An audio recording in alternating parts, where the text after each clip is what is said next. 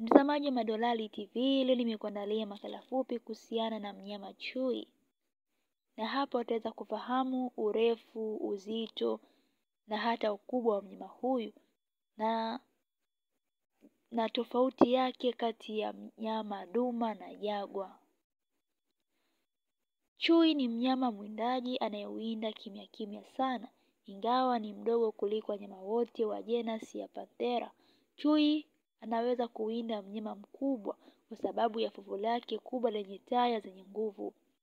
Ukilinganisha na paka, mwili wake ni mrefu zaidi na miguu yake ni mirefu.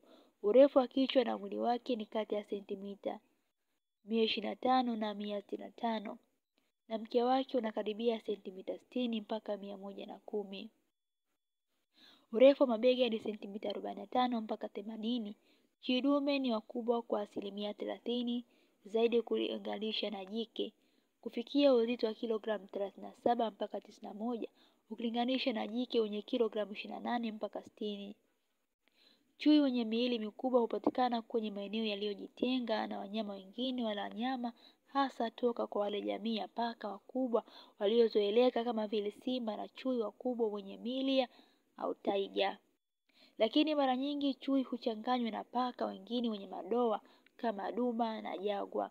Hata hivyo wana mitindo tofauti wa madoa. Duma wana madoa ya kawaida yaliyosambaa mwili wote.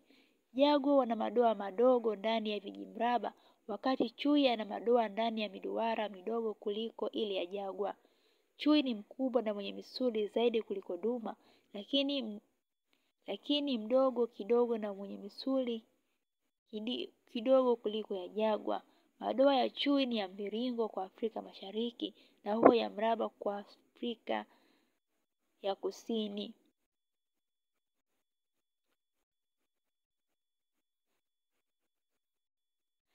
Lakini pia chui wamejulikana kwa binadamu tangu enzi za kale na wamenekana kwenye sanaa, imani kwa nchi nyingi ambako walitokea kihistoria kama vile Ugiriki ya kale, Persia na Roma, na hata kule ambako hawakuwepo ila kuanzia milenia za hapa karibuni, kwa mfano Uingereza.